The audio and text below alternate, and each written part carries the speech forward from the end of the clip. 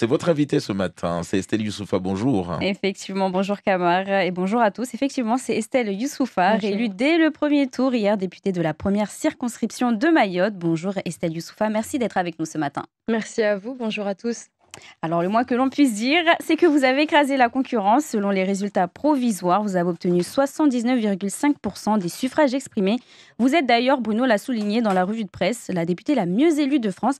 Est-ce réellement une surprise pour vous? Hem, des élections, c'est toujours, un mystère, hein. Il y a toujours une part d'aléatoire. Moi, je ne partais pas, gagnante, je partais, combative et déterminée. Je suis très, très heureuse et reconnaissante, aux électeurs d'avoir, pris sur leur temps pour aller voter.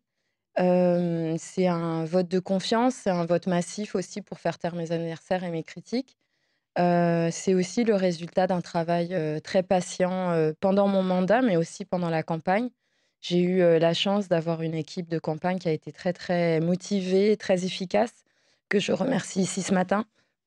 Mais surtout, on a réussi à faire une campagne, simple, de proximité, à l'écoute des électeurs, même si c'était une campagne éclair.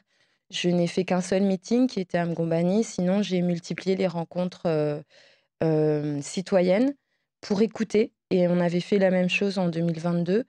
Hem, Ça fait partie de l'effort que j'ai mis dans la manière dont je fais de la politique, d'être proche des électeurs, de les écouter, de le faire différemment, de ne pas me lancer dans des opérations, il y a beaucoup de bruit, mais d'écouter, d'être, à l'écoute, des électeurs et des électrices et je pense que c'est ce qui participe du lien particulier que j'ai avec les électeurs et les électrices.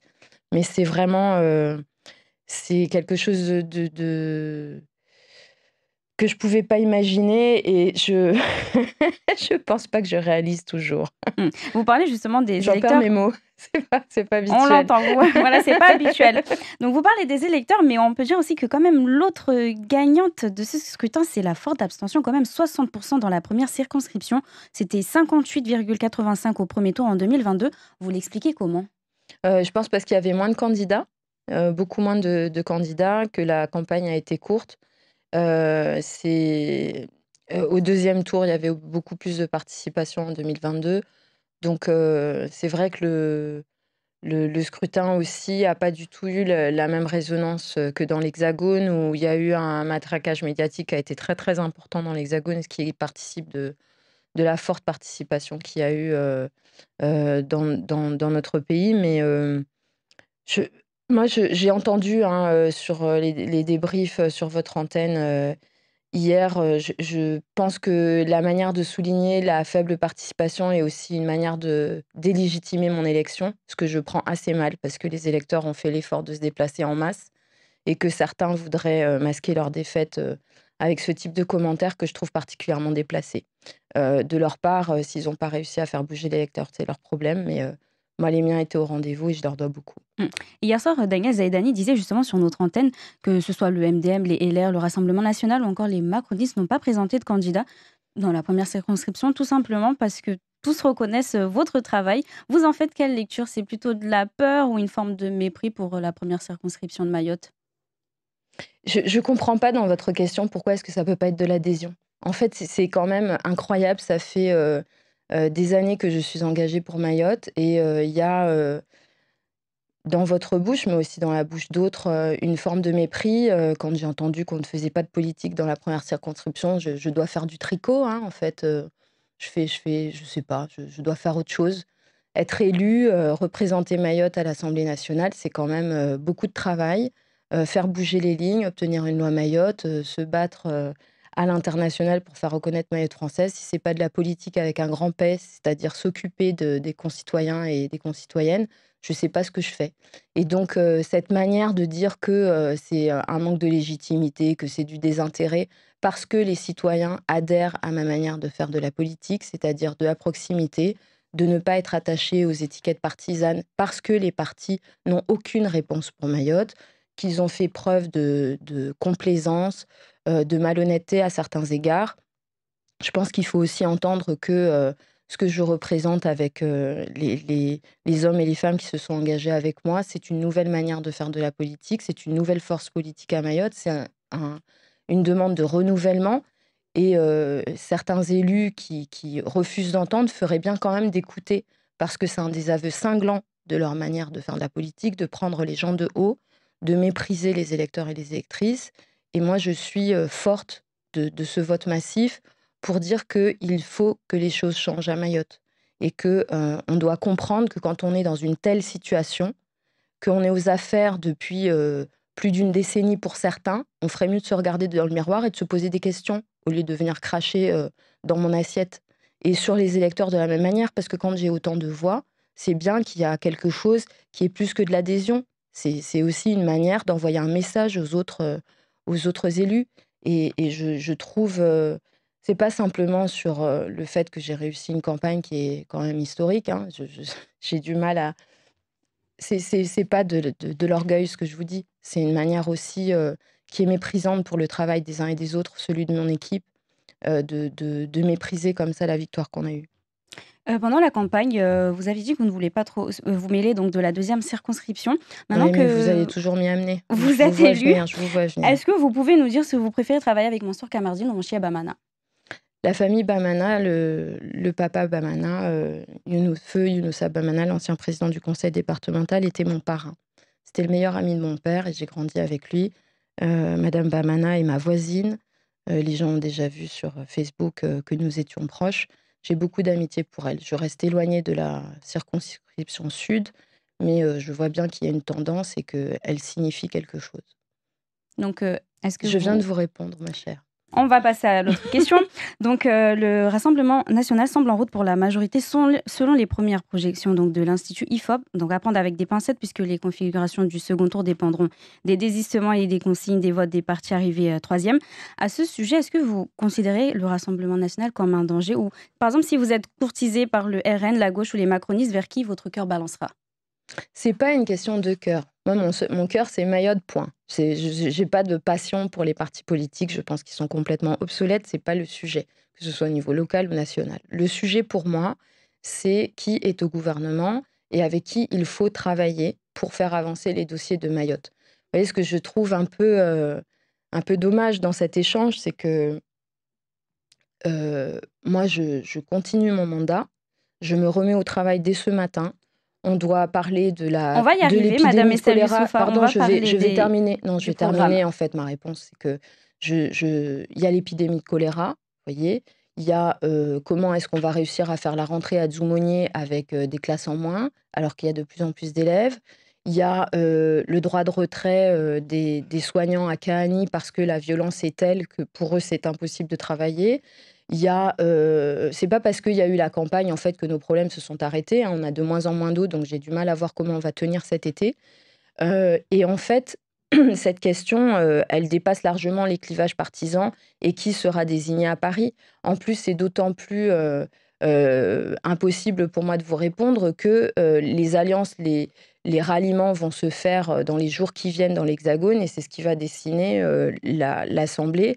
Et là, on verra s'il y a une majorité à Paris, parce que ce n'est pas du tout certain, et dans quel groupe je pourrais travailler, parce que c'est pas une question d'aller rejoindre un grand groupe partisan, c'est si on arrive à avoir à nouveau un groupe d'opposition qui soit constructif, qui soit centriste, parce que c'est ma famille de cœur, et c'est ma famille, pas de cœur, mais c'est ma famille d'indépendants, d'une manière de travailler qui me correspond. Moi, je comprends bien que la configuration nationale est avec une polarisation maximale, mais c'est pas du tout la ligne que j'ai. Moi, j'essaye de rassembler, de travailler avec tout le monde, et à partir du moment où j'ai une étiquette partisane, ça m'empêche de travailler avec d'autres. C'est aussi ça.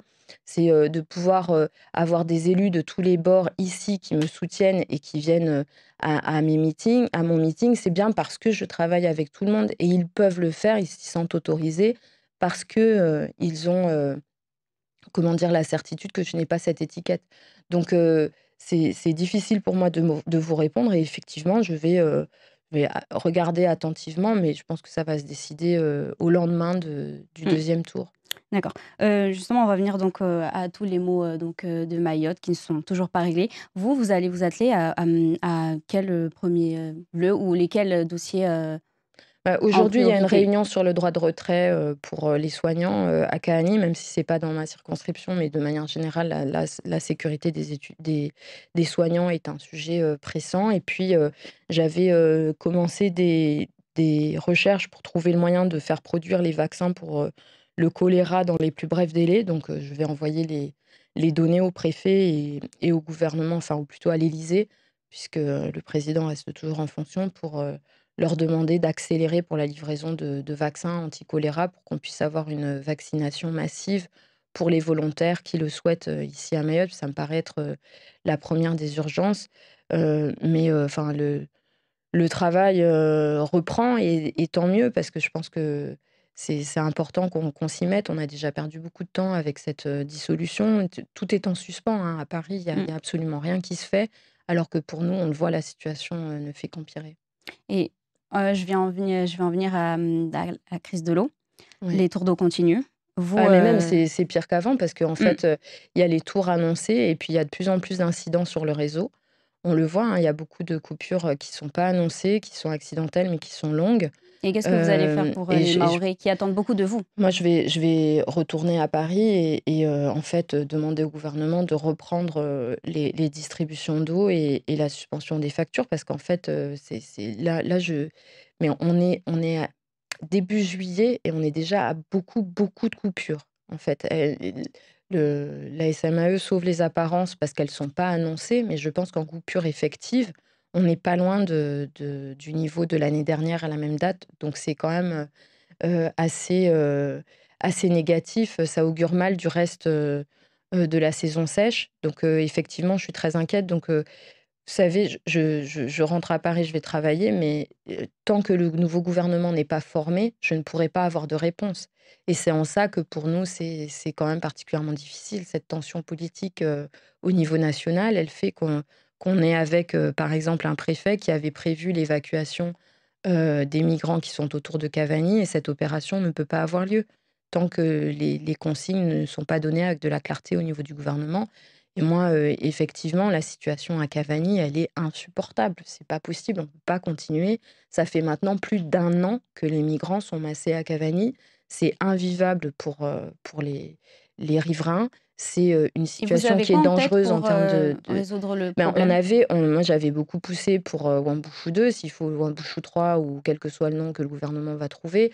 Mais, sur le fond, il y a quand même l'évacuation de ces migrants, qui sont maintenant autour, mais c'est pas plus vivable pour la population. C'est toujours aussi dangereux et puis il y a surtout, reprendre les opérations de destruction, des bidonvilles. Enfin on peut pas, PlaceNet a été un succès pour vous? Placenet n'a pas terminé. Enfin, c'est la même chose que Wambushu, c'est un effort qui est interrompu. Il faut comprendre que, Placenet devait procéder à la destruction des bidonvilles et en fait, comme les migrants de Cavani occupent tous les lieux d'hébergement d'urgence, il n'était pas possible d'entamer, la destruction des bidonvilles. Vous comprenez qu'en fait, on est toujours dans une situation de crise qui alimente la crise, qui alimente l'autre crise. C'est pas possible, il faut qu'on sorte par le haut. Moi, je sens bien que la population est complètement à bout. Nous, on a besoin de redémarrer. Il y a la loi Mayotte qui est sur une logique de perspective à moyen et à long terme, mais dans l'immédiat, on a des crises urgentes et je me réjouis de pouvoir me remettre au travail immédiatement. Voilà, et surtout que la population attend beaucoup et notamment des fameux, projets de loi Mayotte qui sont suspendus. On ne peut pas dire qu'ils étaient allés vraiment loin.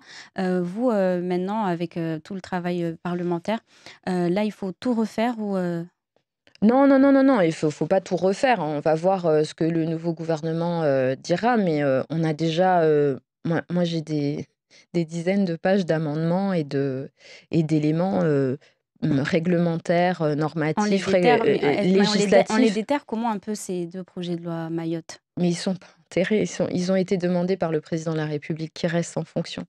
Donc en fait, tant que ce travail, n'a pas abouti, on ne lâche pas. On a mis, plusieurs décennies à en arriver là, ça va pas se régler en quelques semaines. Moi je suis pas, pessimiste, je pense qu'on prouve que, Mayotte quand on s'y met, on peut arriver à pousser à changer les choses. On a réussi, en 2 ans à amener ces sujets au niveau national. Le message qui a été envoyé par, ma réélection, de manière massive, c'est quand même, un signal fort pour Mayotte, qu'envoie Mayotte au reste du pays en disant: «Il faut continuer le travail». Donc y a personne dans la classe politique à Mayotte, dans l'Hexagone actuellement, qui n'est pas conscient de la gravité de la crise à Mayotte. Le sujet, c'est de les amener à prendre des décisions. Moi, vous savez, la Et tension qu'est-ce qui fait que politique, depuis plusieurs années, ils n'arrivent pas à prendre ces décisions? Parce qu'on voit que la parce que situation ne fait que s'empirer. parce qu'il y a la question n'est pas seulement des décisions, c'est qu'on n'arrive pas, on va pas en quelques semaines renverser la machine de plusieurs décennies de laisser-faire et d'abandon, parce qu'en fait, c'est la réalité des choses, c'est qu'on est en train de payer le prix de plusieurs décennies de grand n'importe quoi à Mayotte. On a laissé faire, on a fermé les yeux, on a accompagné la bordélisation de cette île. Et il n'y a pas d'autre mot, je suis désolée d'être aussi vulgaire de bon matin, mais quand on regarde la situation de cette île qui a été transformée en enfer, on se rend bien compte que ça n'a pas été le fait de quelques semaines ou de quelques mois. C'est des années, plus d'une décennie, à laisser faire le grand n'importe quoi. Et c'est pour ça aussi que les électeurs ont envoyé un signal avec mon élection, qui est un désaveu de la classe politique qui est aux affaires depuis aussi longtemps.